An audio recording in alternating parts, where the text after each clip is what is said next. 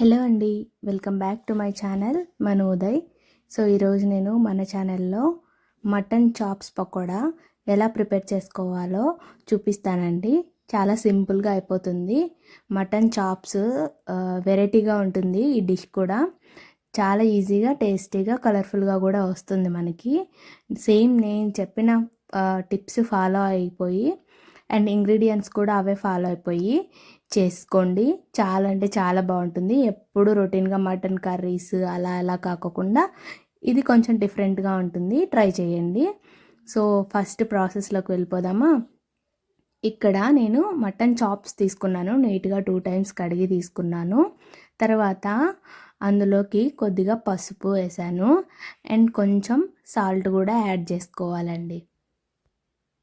ఉప్పు కొంచెంగా తీసుకోండి, ఎందుకంటే పకోడాలో మనం వేస్తాం కదా మళ్ళీ సాల్ట్.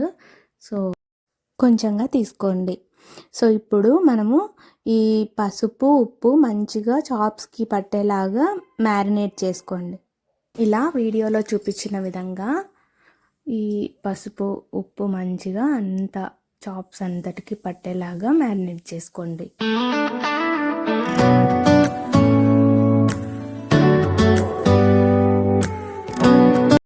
ఇప్పుడు నేను ఈ చాప్స్ని స్ట్రీమ్తో ఉడికించుకుంటున్నానండి. సో మీ ఇంట్లో స్ట్రీమర్ ఉంటే స్ట్రీమర్ తీసుకోండి, ఆర్ఎల్స్ ఇలా ఇడ్లీ పాత్ర అయినా ఉంటుంది కదా, అది తీసుకున్నా కూడా ఈజీగా ఉడికిపోతుంది. సో స్ట్రీమ్ చేసుకుంటున్నాను. ఇప్పుడు చూడండి, ఇక్కడ నీట్గా పేర్చుకోవాలన్నమాట చాప్స్. సో ఫస్ట్ లేయర్ పెట్టేశాను అండ్ సెకండ్ లేయర్లో రిమైనింగ్ పెట్టేసి ఒక జస్ట్ 15 or 20 minutes మీరు చాప్స్ ఉడికిందా లేదా చూసుకొని చెక్ చేసుకోవాలంతే. నేను ఒక 15-20 minutes పెట్టుకున్నానండి. అలాగా స్ట్రీమ్ పెట్టేసుకోండి.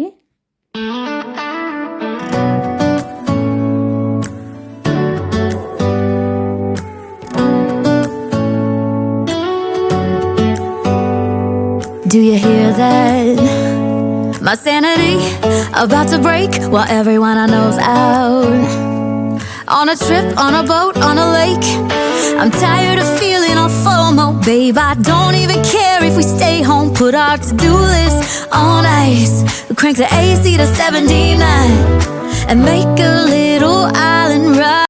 సో ఇప్పుడు చూసారా, నేను చెక్ చేస్తున్నాను. ఆఫ్టర్ 15 minutes ఆ కండ అలా తుంచితే తునిగిపోవాలి.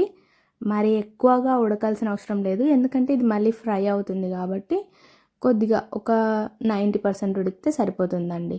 సో దాన్ని దింపేసుకొని ఈ చాప్స్ని ఇలా స్మాల్ ముక్కలుగా చేసుకోవాలన్నమాట. సో ఇలా చేసుకున్న తర్వాత ఇప్పుడు మనం పకోడాకి కలుపుకుందాం.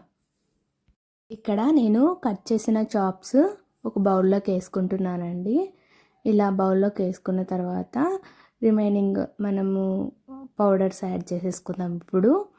సో ఇప్పుడు మనము కొద్దిగా అల్లం వెల్లుల్లి పేస్ట్ 1.5 స్పూన్ వేసుకుంటున్నానండి.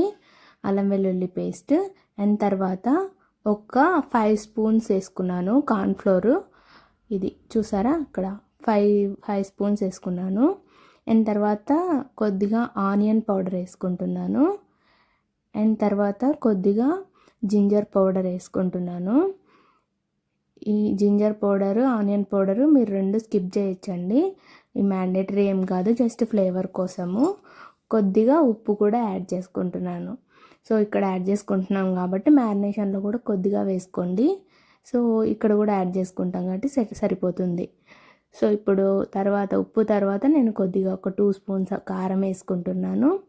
అండ్ కసూరి మేతి కొద్దిగా నలిపేసి వేసుకున్నాను. అండ్ తర్వాత కొద్దిగా బ్లాక్ పెప్పర్ పౌడర్ వేసుకుంటున్నాను, ఒక జస్ట్ 1/2 స్పూన్ వేసుకున్నాను. అండ్ తర్వాత కొంచెంగా గరం మసాలా వేసుకుంటున్నాను. నెక్స్ట్ మీట్ మసాలా అని దొరుకుతుందండి, ఆ మీట్ మసాలా కూడా ఒక 1/2 స్పూన్ వేసుకున్నాను. అండ్ తర్వాత ఇది జీరా పౌడర్ కొంచెము అండ్ కలరు ఒక పించ్ యాడ్ చేశానండి. అండ్ తర్వాత లెమన్ వాటర్ తీసుకున్నాను, లెమన్ జ్యూస్, అది ఒక 1 లెమన్ తీసుకున్నాను, 1.5 లెమన్ తీసుకున్నాను, అది కూడా వేసేసాను.